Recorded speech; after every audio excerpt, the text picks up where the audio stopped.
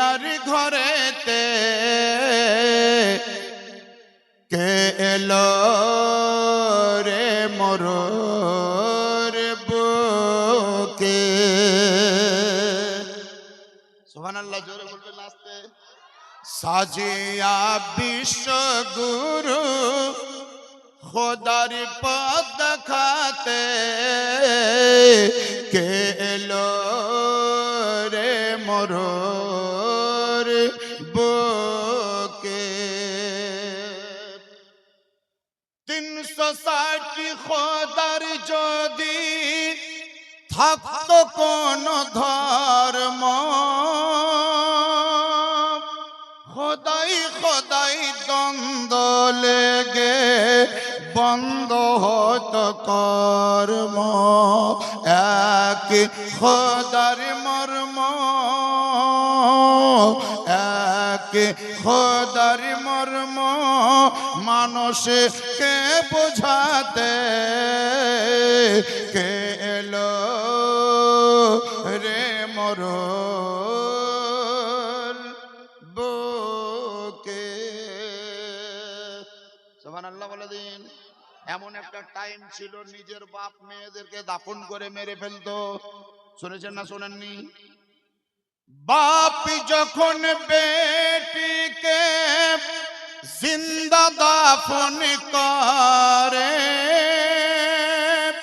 বেটি কেন্দে বলে আল্লাহ কেউ তো এসে ধরে। নির্দোষ মেয়ের তরে,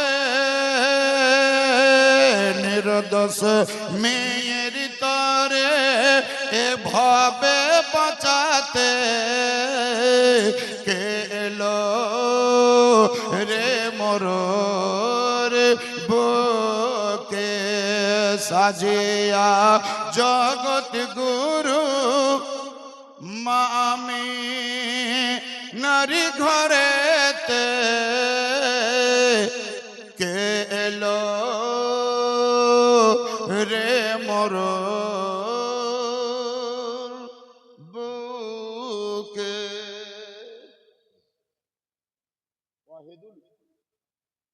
আর নিকটে আল ইসলাম, সির্ফ ইসলাম, শুধুমাত্র ইসলাম, কেবলমাত্র ইসলাম। আল্লাহ পাক রব্বে কায়নাতের নিকটে গ্যারান্টেড, রেজিস্ট্রেশন প্রাপ্ত, অনুমোদন প্রাপ্ত যেটা ধর্ম, সেই ধর্মের নাম হলো ইসলাম। এই ইসলাম ধর্মে যারা দীক্ষিত, এই ইসলাম ধর্মের ছায়াতলে যারা অ্যাডমিশন প্রাপ্ত, তাদেরকেই বলা হয় মুসলমান। আর যারাই মুসলমান তাদের মূল মন্ত্র হচ্ছে লা ইলাহা ইল্লাল্লাহু মুহাম্মাদুর রাসূলুল্লাহ সাল্লাল্লাহু তাআলা আলাইহি ওয়াসাল্লাম। দেখেন, নবীর প্রতি দরুদ পড়লেন। কিতাবের মধ্যে লেখা আছে যে নবী পাকের নাম যখনই তোমরা শুনবে অথবা লিখবে কিংবা বলবে, তখনই নবীর প্রতি দরুদ পড়বে। সারা জীবনের মধ্যে নবীর প্রতি দরুদ পড়া একবার ফরজ। অল লাইফে, সারা জীবনে একবার নবীর প্রতি দরুদ পড়া ফরজ। আর যখন যখন নবীর নাম শুনবেন তো দরুদ পড়া ওয়াজিব। যখন থেকে বসে আছেন এখন পর্যন্ত কয়েকবার নবীর নাম শুনলেন। এই এক মজলিসে বসে, এক মাহফিলে বসে যতবার নবীর নাম শুনবেন ততবারই কি দরুদ পড়া ওয়াজিব? না, বলছে প্রথম একবার নাম শোনা মাত্রই দরুদ পড়া ওয়াজিব, আর বাকি যত শুনবেন নবীর প্রতি দরুদ পড়া মুস্তাহাব। কথা বলিও না বাবু। একটি ইবাদত আমরা করি, সেই ইবাদতটির নাম হলো নামাজ। এই নামাজ শব্দটি হচ্ছে ফার্সি ভাষা। আরবি ভাষায় নামাজকে বলা হয় সালাত। যদিও ওয়াও আছে কিন্তু আলিফের দিকে খিচা হয়, ওখানে গ্রামার আছে, ওটা আপনারা বুঝবেন না। তো সলাৎ শব্দের অর্থ হলো নামাজ, কিন্তু এটাতেই আপনারা দাঁড়িয়ে থাকিয়েন না। সলাৎ শব্দের অর্থ শুধু নামাজই হয় তা কিন্তু নয়। সলাৎ শব্দের অর্থ কোনো কোনো জায়গায় বাক্য বিশেষে রহমতের তর্জমা বোঝায়। সলাৎ শব্দের দ্বারাই কোনো সময় মাগফিরাতকে বোঝায়। সলাৎ শব্দের দ্বারাই কোনো সময় দুয়াকে বোঝায়। সলাৎ শব্দের দ্বারাই কোনো সময় দরুদকে বোঝায়। এবং কোনো কোনো জায়গায় কোনো কোনো সেন্টেন্সে সলাৎ শব্দের অর্থ নামাজ ব্যক্ত হয়। এই নামাজ ফরজ হওয়ার জন্য তিনটি শর্ত আপনারা বুঝেন। যেনারা উড়িষ্যা থেকে এসছেন ওনাদের কথা আমরা বুঝবো, কিন্তু আমাদের কথা ওনারা বুঝবেন না। ওনাদের কথা আমরা বুঝবো, কিন্তু আমাদের কথা ওনারা বুঝতে পারবেন না। তার মানে আমরা হচ্ছি টু ইন ওয়ান। আমাদের মধ্যে দুটো গুণ আছে, একটা গুণে ভূষিত নয়। আমরা বহু গুণে গুণান্বিত এবং বহু হুসুসিয়াতে ভূষিত। যাই হোক, বলছিলাম নামাজ ফরজ হওয়ার জন্য তিনটি শর্ত। এক নম্বর শর্ত হচ্ছে মুসলমান কা হোনা, মুসলমান হওয়া। যারা বহুত আগে থেকে পীরের মুরিদ হয়ে গেছেন কিন্তু এখনো নামাজ পড়েন না, তাদেরকে আমি বলছি নামাজ ফরজ হওয়ার জন্য এক নম্বর শর্ত হলো মুসলমান কা হোনা। আপনি যদি নামাজ না পড়েন তাহলে আজকেই বিছানায় শুয়ার টাইমে চক্ষুদয় বন্ধ করে আপনি ভেবে দেখবেন যে মুসলমান হয়েছেন কিনা। দুই নাম্বার শর্ত বলছি নামাজ ফরজ হওয়ার জন্য বালিগ কা হোনা, সাবালক হওয়া, বয়সপ্রাপ্ত হওয়া। এই কারণে যারা নাবালক জুনিয়র তাদের জন্য নামাজ ফরজ নয়। আপনারা যারা ছেলের বাপ মেয়ের মা হয়ে গিয়েছেন অথচ নামাজ পড়েন না, আপনি বিচার করবেন যে সাবালক হয়েছেন না হননি। তিন নাম্বার শর্ত হচ্ছে আকিল কা হোনা, আকলমন্দ কা হোনা, বিবেক সম্পন্ন হওয়া, জ্ঞান প্রাপ্ত হওয়া। এর জন্য যারা ম্যাড, পাগল, মস্তিষ্ক বিক্রয়, কথা বলিও না, স্টেজে কোনো কথা চলবে না। যতক্ষণ আমি বলবো শুধু আমি বলবো, কাউরির শুনতে আমি আসিনি, আমি বলতে এসেছি। আকিল কা হোনা, তিন নম্বর শর্ত হচ্ছে আকলমন্দ কা হোনা। আকলমন্দ হতে হবে, বুদ্ধি সম্পন্ন হতে হবে। যারা পাগল তাদের ওপরে নামাজ ফরজ নয়। যারা নামাজ পড়েন না, আপনি কি বুদ্ধি সম্পন্ন না পাগল ওটা আপনি হাসপাতালে যাবেন যে চিকিৎসা করবেন, আমি বলবো না। লাস্ট কথা, ফিনিশিং কথা শুনেন। বহু ওলামায়ে কেরামদের নিকট থেকে বক্তব্য শুনেছেন, বাপ যখন মুরব্বী হয়, মা যখন বুড়িয়ে যায়, তখন সেই বাপ এবং মা দুইজন মিলে বৌমার ঘাড়েও ইলজাম চাপাই, বেটার ঘাড়েও দোষ চাপাই। বেটা আমাকে দেখতে পারে না, বৌমা আমাকে খেতে দেয় না। আমি 100 বার বলবো তারা দোষী, তারা মুজরিম, তারা আসামি। কিন্তু তাদের আসামি হওয়ার আগে আপনি কি সঠিক কাজ করেছেন না করেননি ওটা ভেবে দেখবেন। আমি একটা মেসেজ দিচ্ছি, শরিয়াতের মসলা। যখন ছেলের বয়স 7 বছর হবে, ধ্যান দিয়ে শোনেন, আমি সুর বল করব না। অনেকে আমাকে বলে জীবনী বক্তা, আমি জীবনীও জানি মরণীয় জানি, কোনোটা না জানালাই। তবে যখন যেটা মৌকা পাই তখন সেটা বলি। এক কথায়, যে ঘাটে মাছ পাওয়া যায় সেই ঘাটে ছিপ ফেলি। ছিপ বুঝেন? ছিপ, ছিপের যে একটা বনশি থাকে, ওই বনশিতে টোপ গাঁথা থাকে, ওইটাই মাছে খায়। এটা দড়িটা বা রশ্মিটা বা ওই সুতোটা পানিতে ডুবে থাকলেও যিনি ফিশার, মাছ ধরছেন, তার চোখ কিন্তু টোপের দিকে নয়, ফাতার দিকে। ফাতা বুঝেন? কি বলেন আগে? ফাতাই তো বলেন যেটা ভাসে। আচ্ছা, ফাতা যেটা ভাসছে, ভিতরে মাছ টোপ খাচ্ছে, তো ফাতাটা হিলবে বা ডুববে, তখনই ছিপটা ধরে টান মারতে হবে। যে ফিশার মাছ ধরতে বসেছে, সে যদি ছিপ ফেলে দেয় আর এই দিকে তাকিয়ে থাকে, ফাতার দিকে না তাকায়, মাছ ধরতে পারবে? মাছ ধরার জন্য ফাতা দেখতে হয়, আর বক্তার বক্তব্য শোনার জন্য বক্তার মুখ দেখতে হয়। যদি বক্তার মুখের দিকে না তাকান তাহলে বক্তব্য বুঝতে পারবেন না। তার কারণ সব কথা মুখে হয় না, বাক্যের দ্বারাই হয় না।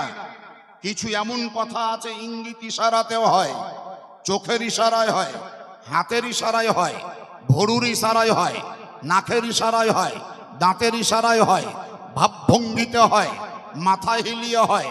ছোট্টবেলায় যখন ভাত খেতে বসতাম আমরা ভাই বোনরা এক লেতড়ে, আমার মা ভাত বেড়ে দিত, অর্ধেক খাওয়ার পর জিজ্ঞাসা করত, আর লিবি?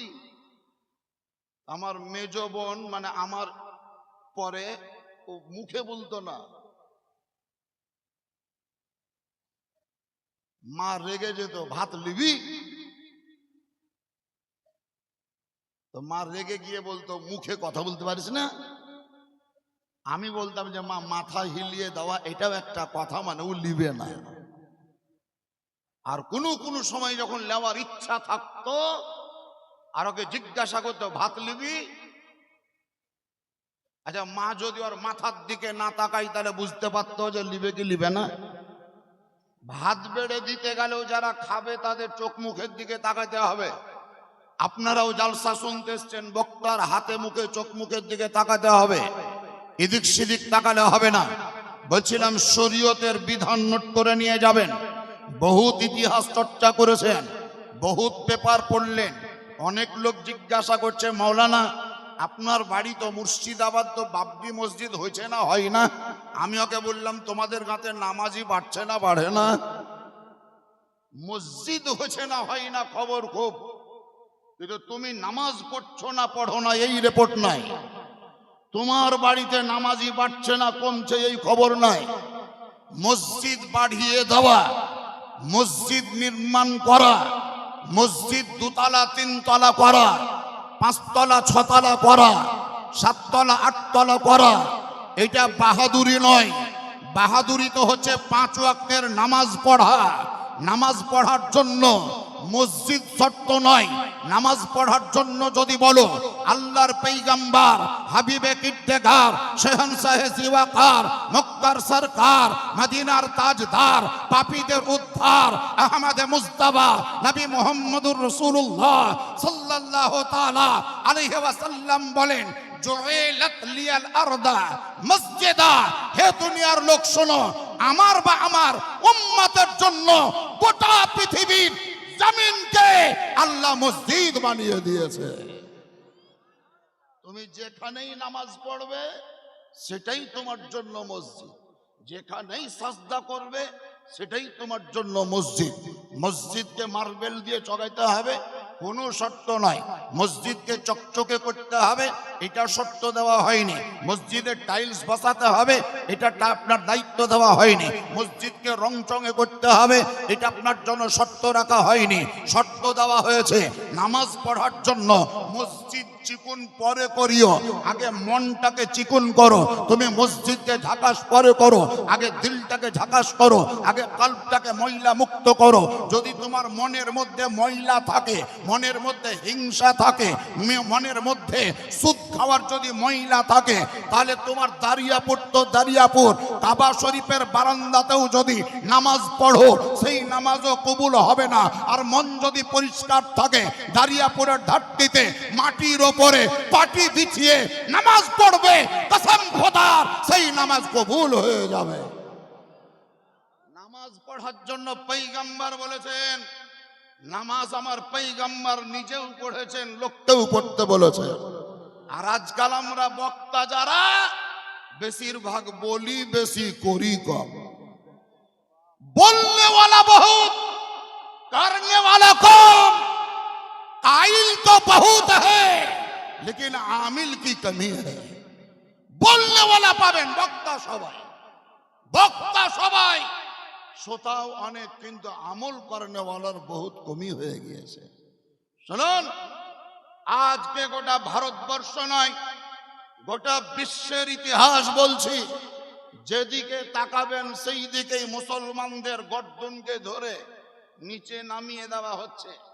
এখন তো বিশ্বে কোটি কোটি মুসলমান, তাও মুসলমানদের মাথা নিচু হচ্ছে। এমন একটা সময় ছিল মাত্র ৭২ জন মুসলমান ছিল, তারপরেও তাদের মাথা উঁচু ছিল। কারণ একটাই, যে তখন তাদের দিলে হুব্বে রাসূল ছিল, মুহাব্বতে নবী ছিল, খাশিয়াতে খোদা ছিল, আল্লাহর ভয় ছিল, নবীর প্রেম ছিল। এখন না আল্লাহর ভয় আছে, না নবীর প্রেম আছে, কিছুই নাই। শুধু মুখেই আমরা, মুখেই খুব তাকবীর লাগালেন, কিন্তু জুয়ান ছেলেকে বুঝি দাড়ি রাখো, দাড়ি রাখা সুন্নাতে মুআক্কাদা, দাড়ি চেঁচে ফেলা হারাম, তখন দেখবেন ওর পাত্তা পাওয়া যাবে না, ওর পাত্তা। হাই রে, হাত চুমা হুজুরের, মুফতি সাহেব পেয়েছে, হাত চুমে মনে হচ্ছে কামড়ে খাবে। হুজুর মুফতি নিজামুদ্দিন সাহেব এসছেন আশরাফিয়া থেকে, তো সুবহানাল্লাহ, ছেলেকে ঝাড়ুন দেওয়া, ছেলের মাকে ঝাড়ুন দেওয়া, তারপরে হাত চুমা কদমবুসি করা, শেষ নাই, খুব চুমো। চুমাতে আমি নিষেধ করছি না, কিন্তু এটাও শুনেন, মুফতি নিজামুদ্দিন সাহেবের হাত চুমবেন, ভালো কাজ। আমাদের জিয়াই সাহেবের হাত চুমবেন, ভালো কাজ। আমাদের শাইরে ইসলামের হাত চুমবেন, ভালো কাজ। হাফিজে কোরআনের হাত চুমবেন, ভালো কাজ। তালেবুল ইলমদের হাত চুমবেন, ভালো কাজ। মুফতিদের হাত চুমবেন, ভালো কাজ। মুহাদ্দিসের হাত চুমবেন, ভালো কাজ। কোনো বুজুর্গ ব্যক্তির হাত চুমবেন, কদমবুসি করবেন, খুব ভালো কাজ। কোনো পীরে তরিকাতের হাত চুমবেন, কদমবুসি করবেন, খুব ভালো কাজ। কিন্তু আমি মেসেজ দেব, পীরের হাত চুমার আগে, তুমি মৌলবীর হাত চুমার আগে, তালবে ইলমের হাত চুমার আগে, মুফতির হাত চুমার আগে, হাফিজে কোরআনের হাত চুমার আগে, যদি পারো বাড়ির ভিতরে তোমার মা আছে, মাকে সালাম দাও, মায়ের হাত চুমো। যদি পারো বাড়ির ভিতরে তোমার বাপ আছে, বাপকে সালাম দাও, হাত চুমো। মায়েরকে সালাম দিয়ে মায়ের পায়ে চুম্বন দেওয়া জান্নাতের দরজায় চুম্বন দেওয়া। আমার নবী বলেছে, तकबीर, नारे रिसालत, अज़मते अज़मते। বলছিলাম বাপ সেই পয়গম্বর আকা মুস্তাফা আহমদ মুস্তাফা নবী মুহাম্মদুর রাসূলুল্লাহ সাল্লাল্লাহু তাআলা আলাইহি ওয়াসাল্লাম, जिनाके कमली वाला आका वाला है। कमली माने चादर, जे चादर साधारणत साहाबाए केरामरा स्पर्श करार सुयोग पेतेन ना, सेई चादरटाও তিনি সম্মানার্থে তার দুধ মা হযরতে হালিমার জন্য বিছিয়ে দিয়েছেন। নবী আমাদেরকে শিক্ষা দিয়েছেন, নবী আমাদেরকে তালকিন করে গিয়েছেন। বলছিলাম 7 বছর বয়স যখন আপনার ছেলের হবে, हजरत आपको समझ में नहीं आएगा, लेकिन कुछ कुछ आएगा, हाँ कुछ कुछ आएगा। যখন 7 বছর বয়সের ছেলে হবে, তখন তাকে তুমি সঙ্গে পিঠে নিয়ে বেড়াও, তুমি নামাজ পড়ো ওকে দেখাও, তুমি ওযু করো ওকে দেখাও, তুমি সাজদা করো ওকে দেখাও, তুমি রুকু করো ওকে দেখাও, তুমি কিয়াম করো ওকে দেখাও, আত্তাহিয়াত পড়ো ওকে দেখাও, সালাম ফিরাও ওকে দেখাও। তুমি করবে আরো দেখবে। 8 বছর বয়স পর্যন্ত ট্রেনিং এর মধ্যে থাকবে, 9 বছর বয়স পর্যন্ত কোচিং এর মধ্যে থাকবে, 10 বছর বয়স পর্যন্ত ট্রেনিং এর মধ্যে থাকবে। 11 বছর বয়স প্রাপ্ত যখন তোমার ছেলে হবে, তখন তুমি তাকে নামাজের তৌরত তরিকা শেখাও, নামাজের তারবিয়াত দাও, নামাজের আরকান ও আহকাম শেখাও, নামাজের রুকন শেখাও, নামাজের সিস্টেম শেখাও, নামাজের তারবিয়াত শেখাও, নামাজের নিয়ম শেখাও, নামাজের বিধান শেখাও, নামাজের কানুন শেখাও। 12 বছর বয়স যখন পূর্ণ হয়ে যাবে, তখন তুমি ছেলেটাকে নামাজ পড়ার জন্য তাকিদ করো, নামাজ পড়ার জন্য হুকুম দাও। যদি না পড়ে তাহলে বকাবকি করো, তাতেও যদি নামাজ না পড়ে তাহলে ওকে মারো, ওতেও যদি নামাজ না পড়ে তাহলে আর খাবার বন্ধ করে দাও, তাতেও যদি নামাজ না ধরে ঘরে আবদ্ধ করে দাও, তাতেও যদি নামাজ না পড়ে তাহলে বাড়ি থেকে বার করে দাও। আপনারা যারা অভিভাবক আছেন, গার্জেন আছেন, আপনার মালিক হয়ে বসে আছেন, একটা নিজের ছেলেকে এই সিস্টেমে আপনি নামাজ শিখিয়েছেন, বলতে পারবেন না হাসরের প্রান্তরে মহান বিচার দিবসে, যেই দিনের বিচারক শুধুমাত্র আল্লাহ, কোনো নেতা নয়, কোনো মন্ত্রী নয়, কোনো উজির নয়, কোনো ওজরা নয়, শুধুমাত্র আল্লাহ। সেই দিন আপনার ছেলেকে জিজ্ঞাসা করবে, তুমি নামাজ কেন পড়োনি? আপনার ছেলে আপনার দিকে ইঙ্গিত করে দেখিয়ে দেবে, আল্লাহ নামাজ আমি পড়িনি, এর জন্য আমি দায়ী নয়, আমার বাপ দায়ী। আমি আসামি নয়, আমার বাপ আসামি। কেন? আমার বাড়ি দাঁড়িয়াপুর ছিল, বালিয়াডাঙ্গা যেতে বললো আমি চলে গেলাম, কালিয়াচক যেতে বললো চলে গেলাম, ওইদিকে আদিনা মসজিদ দেখতে যেতে বললো চলে গেলাম, সাদুল্লাপুর যেতে বললো চলে গেলাম, পান্ডুয়া যেতে বললো চলে গেলাম, কালিয়াচকের ওইদিকে মুথাবাড়ি যেতে বললো চলে গেলাম। দুটো ছাগল ছিল, চড়াতে যেতে বলেছিল, আমি গিয়েছিলাম। ঘাস কাটতে যেতে বলেছিল, আমি গিয়েছিলাম। মার্কেটিং করতে বলেছিল, আমি করেছিলাম। স্কুল যেতে বলেছিল, আমি গিয়েছিলাম। প্রাইভেট যেতে বলেছিল, আমি গিয়েছিলাম। টিউশনে যেতে বলেছিল, আমি গিয়েছিলাম। মাঠে খাবার নিয়ে যেতে বলেছিল, আমি গিয়েছিলাম। আল্লাহ তুমি বিচার করো, যে বাপ আমাকে যেখানে যেতে বললো সেখানে গেলাম, সেই বাপ যদি নামাজ পড়তে যেতে বলতো তাহলে আমি অবশ্যই নামাজও পড়তে যেতাম। কিন্তু সব করতে বলেছে, নামাজ পড়তে বলেনি। সব করতে বলেছে, নামাজ পড়তে বলেনি। এর জন্য দায়ী আমি যতটা, তার চাইতে বেশি দায়ী আমার বাপ। আজকে ভাত দায়ী না বলে বিচার ডাকছো। নামাজ পড়তে বলেছো বেটাকে, নামাজ পড়তে বলেছো মেয়েকে, কোন লজ্জায় মুখ দেখাবে হাসরের প্রান্তরে? হে বাবাজিরা, মা এবং বোনেরা, আল্লাহ তাআলা কোরআন পাকে বলেন, ইন্নাস সালাতা তানহা আনিল ফাহশাই ওয়াল মুনকার। নিশ্চয় নামাজ এমন একটা পাওয়ার, এমন একটা শক্তি, এমন একটা স্পিরিট যে তোমাকে বেহায়াইর কাজ থেকে দূরে রাখে। নবী পাক বলেছেন, যারা নামাজি হয় তো নামাজি ব্যক্তিকে দেখলে আমার চোখ ঠান্ডা হয়ে যায়। নবী পাক বলেছেন, সুবহানাল্লাহ।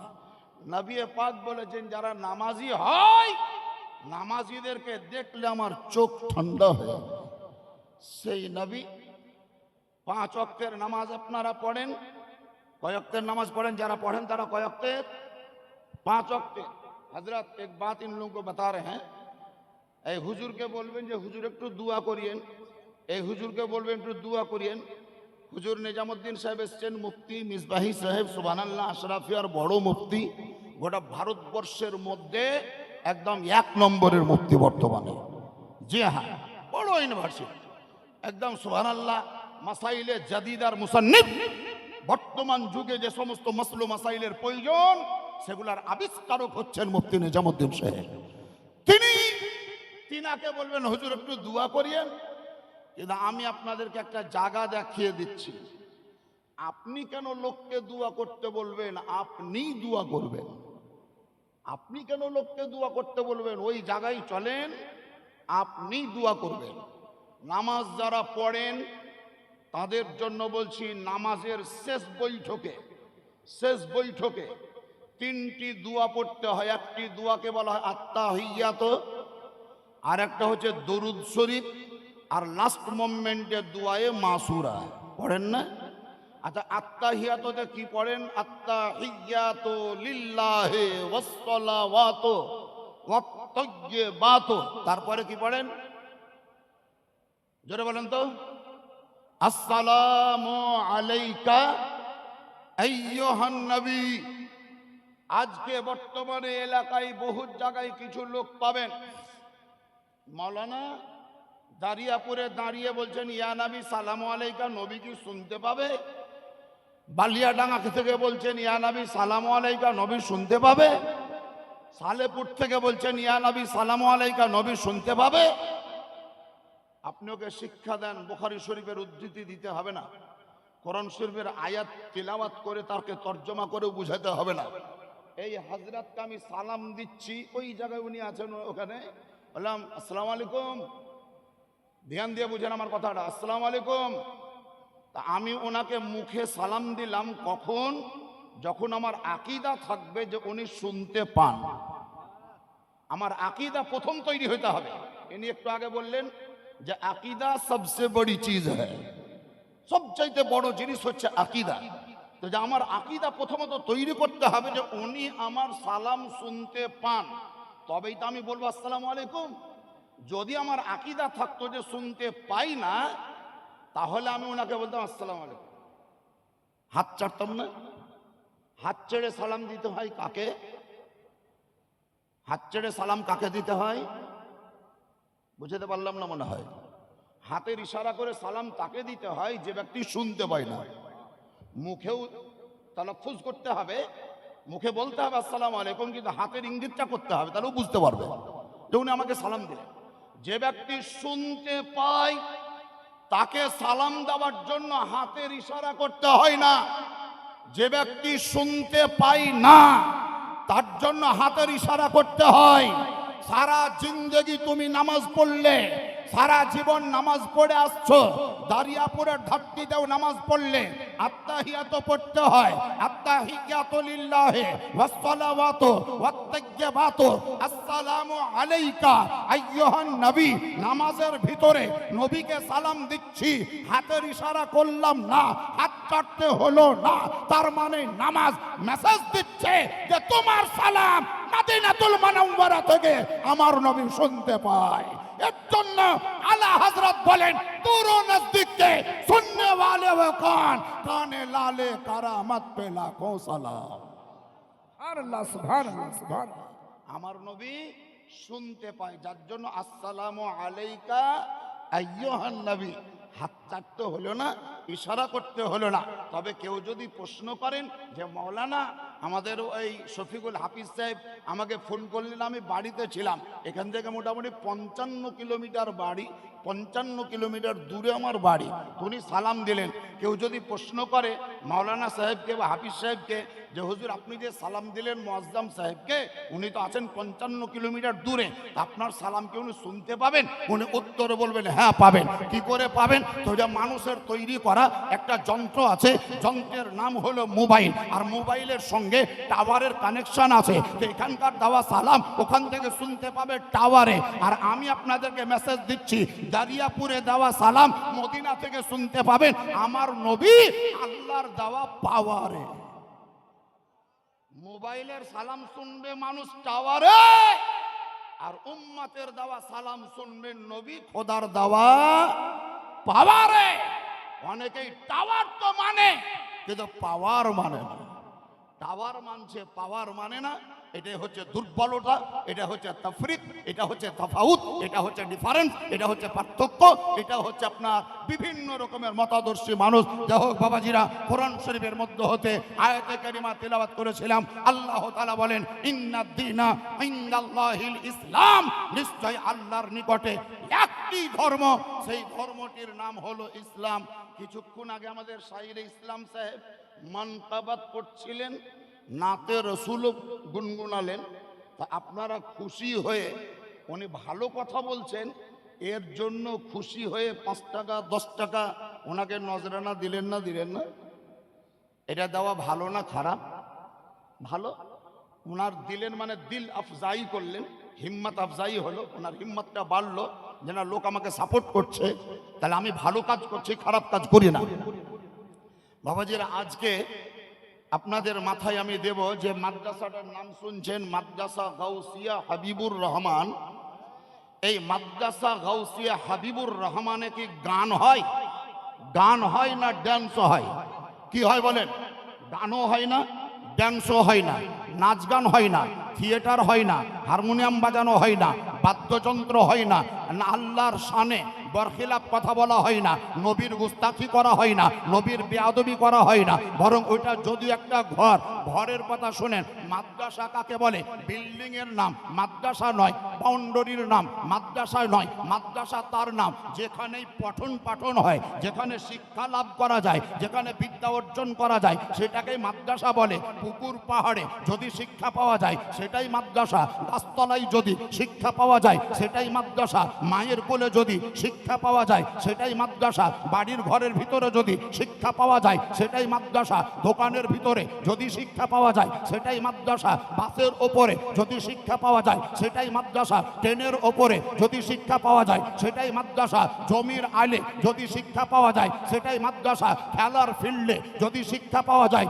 সেটাই মাদ্রাসা, একতলার নিচে যদি শিক্ষা পাওয়া যায় সেটাই মাদ্রাসা, দুতলার ওপরে যদি শিক্ষা পাওয়া যায় সেটাই মাদ্রাসা, দারিয়াপুরে যদি শিক্ষা পাওয়া যায় সেটাই মাদ্রাসা, মুর্শিদাবাদে যদি শিক্ষা পাওয়া যায় সেটাই মাদ্রাসা, মুরাদাবাদে যদি শিক্ষা পাওয়া যায় সেটাই মাদ্রাসা, হায়দ্রাবাদে যদি শিক্ষা পাওয়া যায় সেটাই মাদ্রাসা। আল্লাহর পয়গম্বর বলেন, উতলুবুল ইলমা মিনাল মাহদে ইলাল লাহাদ, তোমরা শিক্ষা গ্রহণ করো মায়ের কোল থেকে মরা পর্যন্ত, যেখানে বিদ্যা দেওয়া হবে সেটারই নাম হলো মাদ্রাসা। আর ওই মাদ্রাসা সম্পর্কে শুনলেন, নবী বলেছেন আর মাদ্রাসা তো বাইতি, মাদ্রাসা হলো আমার ঘর। সেই এখানে কত সুন্দর, মোটামুটি 37 জন তালেবুল ইলম, কতকগুলা ছেলে আছে এতিম, বাপ মরা, মা মরা, গরিব শ্রেণীর, যাদেরকে বিনা পয়সায় ফ্রি সার্ভিস দেওয়া হচ্ছে। সুবহানাল্লাহ, খুব জান্দ্রাল উপযুক্ত এখানে হাফিজে কোরআন হয়। একটা মেসেজ শুনেন, হাসরের প্রান্তরে এই যে নাকিব সাহেব এসছেন, শাহির ইসলাম সাহেব এসছেন, আমি এসছি, আপনারাও এসছেন, হাসরের প্রান্তরে একটা মজলিস হবে, হাসরের প্রান্তরে একটা মাহফিল হবে, সম্মেলন হবে, বিশ্ব ইজতেমা হবে, কনফারেন্স হবে। সেই সম্মেলনে কলেজের প্রফেসরকে আল্লাহ কিছু বলবে না, ইঞ্জিনিয়ারকে কিছুই বলবে না, ডক্টরেট করাকে কিছুই বলবে না, এমবিবিএস কে কিছুই বলবে না, ইডিয়েটকে কিছুই বলবে না, barrister, conductor, auditor, chief minister, private master, school master, কাউকে কিচ্ছু বলবে না। সেই হাসরের প্রান্তরে যারা হাফিজে কোরআন হবে, আলিমে দিন হবে, শরিয়তের উপরে আমল করা বা আমাল আলিম হবে, তাহাদেরকে আল্লাহ নিজের নিকটে ডাকবে। আর আল্লাহ তাআলা বলবে, হে হাফিজে কোরআন, হে আলিমে দিন, তোমরা দুনিয়াতে কোরআন পড়েছো, আজকেও তোমরা কোরআন পড়ো, আমি আল্লাহ শ্রবণ করব। সবাই মিলে আমরা বলবো, ইয়া রাব্বে কায়নাত, কোরআন তো দুনিয়াতে পড়েছিলাম, নজরানা পেয়েছিলাম, আজকে এখানে কোরআন পড়বো, তো আমরা কি পাবো? আল্লাহ বলবে, জান্নাতের দরজায় দাঁড়াও, আউযুবিল্লাহ বিসমিল্লাহ সহ কোরআনের সূরা পড়তে থাকো, জান্নাতের ভিতরে হাঁটতে থাকো, হাঁটতে হাঁটতে যত দূর পর্যন্ত তুমি কোরআন পড়ে জান্নাতকে ঘেরতে পারবে, ততটা জান্নাত তোমার নামে রেজিস্ট্রি করে দেওয়া হবে। বাবাজিরা, মেসেজ আছে হাদিসের মধ্যে। যা হোক, আপনাদের দারিয়াপুরে মানে এই জায়গাটায় মাদ্রাসা গাউসিয়া হাবিবুর রহমানে সুবহানাল্লাহ নাচ গান থিয়েটার হয় না, বরং হাফিজে কোরআন তৈরি করা হয়, তার সঙ্গে সঙ্গে আশিকের রসুল তৈরি করা হয়। এই জায়গাটাতে আপনাদেরকে একটু সাপোর্ট করা উচিত। আমরা একটি জিনিস জানি, লি খামসাতুন উতফি বিহা হাররাল ওয়াবা ওয়াল হাতিমা আল মুস্তাফা ওয়াল মুরতাজা ওয়াবনাহুমা ওয়াল ফাতিমা। পাক পাঞ্জাতানের ওসিলা আমরা মানি, পাক পাঞ্জাতানকে চিনি এবং জানি, তাহাদের মহব্বত যদি অন্তরে থাকে আপনার বেড়া পার হয়ে যাবে। সেই পাক পাঞ্জাতানের ওসিলা দিয়ে আমি আপনাদের বসে থাকা জনগণের মধ্য থেকে একজন ব্যক্তির নাম একটু সিলেক্ট করব। সিলেক্ট করা আছে গোলাম মাসরুর, একটা ছেলের নাম গোলাম মাসরুর। এই ছেলেটা ক্লাসে সেকেন্ড হয়েছে, তাই মাদ্রাসার তরফ থেকে তাকে উপহার ইনাম প্রাইজ ৮,০০০ টাকা, তার মানে একটা সাইকেল কিনে দেওয়ার জন্য প্রস্তুতি চলছে, বা ৮,০০০ টাকা ওকে দেওয়া হবে। আর জানেন, গোটা কালিয়াচক গোটা মালদা ডিস্ট্রিক্টের বুকে এই ইতিহাস নাই, এই রিপোর্ট নাই, এই তারিখ নাই, এই ইতিহাস পাবেন না যে কোনো জায়গাতে এই ইতিহাস তৈরি করেছে, এই চর্চা তৈরি করেছে। আপনাদের এই গ্রামের সে হাফিজ সাহেবকে, যেই ছেলেটি হিফজ বিভাগে ফার্স্ট হয়েছে, তাহাকে মক্কা ও মদিনায় নিয়ে গিয়ে উমরা করিয়ে যত টাকা খরচ হবে অত টাকা মাদ্রাসা থেকে খরচ করা হবে। হাফিজ সাহেব খরচ করবে, সঙ্গে যাবে, তো শুধু ছেলেটার খরচ দিলেই হবে না, ওর সঙ্গে যাবে, তাই আর একজনের খরচ লাগবে। মোটামুটি 2 লক্ষ বা 2.5 লক্ষ টাকার ব্যাপার আছে। এত টাকা এই ছেলেটার পিছনে খরচ করা হচ্ছে। হাফিজ সাহেবের কাছে শুনলাম যে হযরত, আমার তামান্না আছে, আমার দিলের এরাদা আছে, আমার মনের আকাঙ্ক্ষা আছে, ওই ছেলেটাকে সঙ্গে করে নিয়ে যাব কাবা শরীফের বারান্দায়, হাতিমে কাবার মধ্যে কোনো এক জায়গায় বসাবো, আমি তার পাঁজরে বসবো, এক খতম কোরআন ওখানেই পড়া করাবো। কাবা শরীফের তাওয়াফ করার পর মদিনাতুল মুনাওয়ারায় নিয়ে যাব, নবী মুস্তাফার রওজা শরীফের কাছে কোনো এক জায়গায় বসাবো, আমি তার কাছে থাকবো, ওই জায়গাতে বসিয়ে এক খতম কোরআন পড়াবো। এক খতম হবে কাবার বারান্দাতে, দ্বিতীয় খতম হবে নবীর রওজার বারান্দাতে। সেই কোরআন পড়বে সেই नारे ছেলে। तकबीर, नारे रिसालत, जश्ने दस्तार बंदी। তাহলে ওই ছেলেটাকে হযরত নিয়ে যাবে, মক্কায় কোরআন খানি হবে আপনার মায়ের জন্য, মদিনাতে কোরআন খানি হবে আপনার বাপের জন্য। ওই কোরআন খানি করাবার জন্য ছেলেটাকে নিয়ে যেতে যে খরচটা হবে, আপনি অংশগ্রহণ করেন। আপনার বাপ মারা গিয়েছে, আপনার মা ইন্তেকাল করেছে, আপনার দাদু চলে গিয়েছে, আপনার দাদি চলে গিয়েছে, আপনার শাশুড়ি নেই, আপনার শ্বশুর নেই, অনেক তালিকা আপনাকে দিয়ে গিয়েছে। তাহাদের রুহের এহসানের জন্য, তাহাদের মাগফিরাতের উদ্দেশ্যে সাদকায়ে জারিয়া হিসাবে মাত্র 5,000 টাকা কোনো একজন ব্যক্তি দিয়ে ওই মক্কার মদিনাতে কোরআন পড়াবার একটু অংশগ্রহণ করতে পারবেন। 5,000 টাকা একজনকে লাগবে। বহুত কোরআন খানি করালেন মাদ্রাসা তালিব ইলমদেরকে দিয়ে। আপনার বাড়িতে তালিব ইলম ডেকে নিলেন, কোরআন খানি হলো, কিন্তু আপনি যদি 5,000 টাকা দেন, তাহলে এই টাকার বিনিময়ে আপনার বাপ মায়ের নামে কোরআন খানি হবে কাবা শরীফের বারান্দায়, কোরআন খানি হবে মদিনায় নবী মুস্তাফার রওজা শরীফের কানটায়। এতগুলা লোক বসে আছেন, কোনো একজন জাজবা নিয়ে হিম্মত করে বাপ এবং মায়ের উদ্দেশ্যে কবর যেন জান্নাতে রূপান্তরিত হয়। আপনি আজকে কালকে 2 দিন পর 3 দিন পর 1 মাস পর রমজান মাসে 5,000 টাকা লাগবে, এরকম কোনো ব্যক্তি একজন হাত তুলে নাম লিখাতে পারবেন না ভাই? জি, কি নাম দেখেন তো সেক্রেটারি সাহেব, কি নাম? হাসেন? হাসেন, হ্যাঁ হ্যাঁ বুঝতে পারছি। হাসেন মানে হার ওপরে জাবার দিয়ে দিয়েছে, যার জন্য হাসেন হইলো। যদি পেশ থাকতো তাহলে হোসেন হইতো। যাই হোক, হাসেন যখন হলো তখন সিনের ওপরে জাবার দিতে হইতো, তাহলে হাসান হয়ে যেত। কিন্তু হাসেনের যা আপনার হোসেনের জায়গায় হাসেন হয়েছে, যখন এটা বাংলাতে চলছে, না হলে আবার এসআইআরে ধরা পড়বেন। যা আছে ওটাই থাকার বদলায়েন না। জোরে তকবীর, নারে তাকবীর, আরো জোরে বারে নারে তাকবীর, নারে রিসালাত, ফৈজানে কলিমি, ফৈজানে দুলহা মিয়াঁ, ফৈজানে কলিমি, নারে তাকবীর, নারে রিসালাত, মাসলাকে আলা হযরত, নারে তাকবীর। জনাব মোহাম্মদ হাসান শেখ 5,000 টাকার দাতা। লেখেন খাতা, শুনবেন কথা, ঠিক রাখবেন মাথা, অন্তরে পাবেন না ব্যথা। আমি বেশি বলবো না কথা। 2 নম্বরে পারবেন কোন দাতা, 2 নম্বরে লাগবে একটা 5,000। এটা বাম সাইড থেকে পেলাম।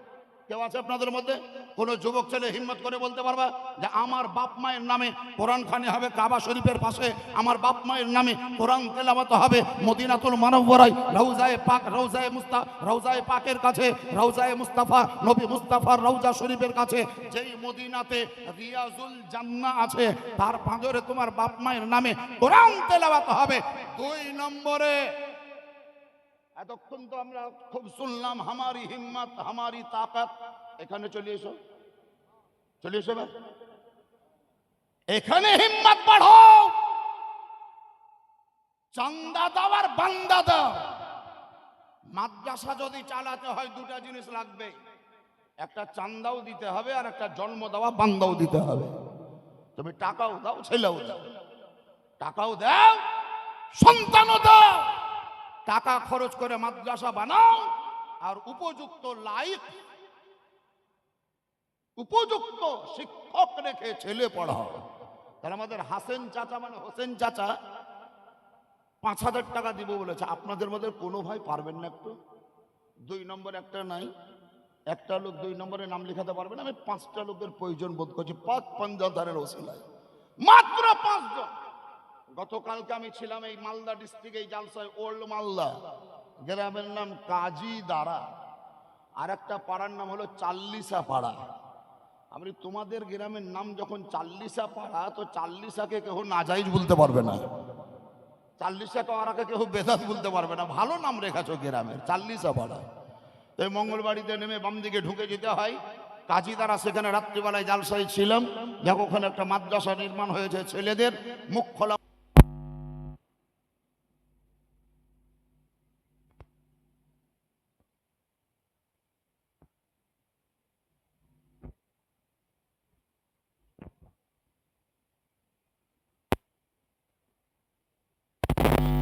বহুত দূর থেকে স্পেনিয়ানরা মুসাফ।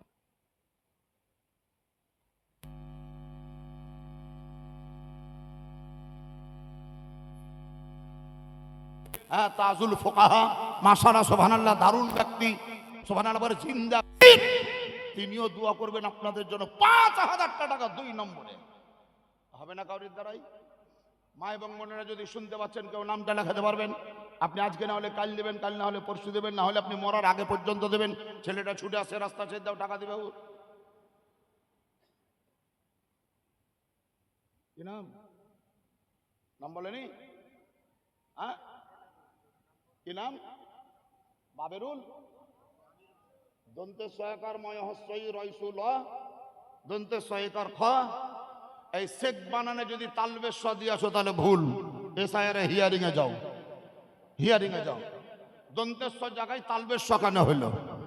এর জন্য হিয়ারিং। হাইরে হিয়ারিং, আর কত হিয়ারিং শুনতাম যে গাড়ি চালালে চেঞ্জ করতে হয় আপনার গিয়ারিং, আর এখানে নাম ঠিক করে রাখতে গেলে চেক যেতে হবে হিয়ারিং। দেখে দেন সামিরুল শেখ, টাকা মেলা, সম্ভবত 10,000 আছে, আমার হাতের আইডিয়া বলছে। 3, 4, 5, 6, 7, 8, 9, 10, 11, 12, 13, 14, 15, 16, 17, 18, 19, 20। এদিকে তাকান, ঘুরি জোরে আর তকবীর লাগান তাড়াতাড়ি। নারায়ে তাকবীর, আরো জোরে বলে নারায়ে তাকবীর, নারে রিসালাত। জনাব সামিরুল শেখ বলেন জিন্দাবাদ। একবারে নগদ 10,000 টাকার দাতা, লিখতে হবে না খাতা। টাকা দিয়েছে, আবার নগদ দিয়েছে টাকা 10,000। মাশাআল্লাহ, সুবহানাল্লাহ, ব্যাগে ভরে দেন। 2 নম্বরে, তার মানে 3 জনের কাজ হয়ে গেল। একটা তো আমাদের ওই হাসেন চাচা 5,000 টাকা, সামিরুল শেখ 10,000 টাকা, চেয়েছিলাম 5 জন, তার মানে 2 জন মিলেই 3 জনের কাজ হয়েই গেল। 4 নম্বরে কেউ পারবেন? 5,000 টাকা লাগবে, দোয়া করবো আমি সবার জন্য। আল্লাহ তাআলা কোরআন পাকে বলেন উদউনি আস্তাজিব লাকুম, তোমরা দোয়া করো আমি কবুল করব। তবে যদি জিজ্ঞাসা করেন যে আল্লাহ কোথায় দোয়া করলে কবুল হবে, কোথায় বাড়ি ওনার? সুবহানাল্লাহ, নাম হলো আব্দুল বারী, আর কাসিমনগরে বাড়ি। এই বাড়ি আর বাড়ি দুটোর মধ্যে তফাৎ যদি বানান লিখতে দেওয়া হয় তাহলে হিয়ারিং হবে, এখানেও হিয়ারিং লাগবে। আব্দুল বারী আর কাসিমনগরে হলো বাড়ি। সুবহানাল্লাহ, জোরে তাকবীর লাগান তাড়াতাড়ি। নারায়ে তাকবীর, আরো জোরে নারায়ে তাকবীর, নারে রিসালাত। জনাব চাচা আব্দুল বারী সাহেব 5,000 টাকার দাতা বলে জিন্দাবাদ। তার মানে 4টা হলো, আর একটা লাস্ট ফিনিশিং। একজন ব্যক্তি 5,000 টাকার দাতা। আপনাদের মধ্যে কেউ হবেন না? একজন যদি হতেন, আমি একটু খাস করে দিল থেকে আপনার জন্য দোয়া করতাম, খাস করে একদম বিশেষ করে আল্লাহ তাআলার দরবারে দোয়াটা হয়ে যেত ইনশাআল্লাহ আজিজ। তো বলছিলাম বাবাজি, নামাজ আপনারা পড়েন, আমিও পড়ি, তো একটা লোক 5,000 টাকা 4 নম্বর পাওয়া যাবে না? যদি থাকেন একটু নামটা লেখাবেন। মা বোনদেরকে বলছে, আপনারা হয়তো 5,000 টাকা দিতে পারবেন না, আপনাদের মধ্যে থেকে এই সাইড থেকে 10 জন আর এই সাইড থেকে 10 জন 1,000 করে টাকা দিয়ে যান। মা বোনদেরকে বলছে, কি নাম বাবু? মুসা নূর সালাম, খুব দারুণ নাম। হ্যাঁ, 100 টাকা দেয়। 100 টাকা মানে 900 টাকা কম, 1,000 টাকা। 100 টাকা মানে 900 টাকা কম 1000 টাকা। অত হিম্মত কমিয়ে লাভ নাই, হিম্মত বাড়িয়ে দেবে। দেখেন মেয়েটা নিয়ে চলে আসে, নিয়ে রে মা টাকা নিয়ে। এই মা বোনরা 1000 করে টাকা বাচ্চার হাতে দিয়ে পাঠিয়ে দেয়। এটা কত দিয়েছে? 70 টাকা। তার মানে 930 টাকা কম 1000 টাকা। কম বলবেন না, দূর থেকে মানুষ শুনছে। হাজার হাজার যান জ্বলে যায় যে মেলাই টাকা উঠলো, হাজার হাজার বলে দেন সুবহানাল্লাহ।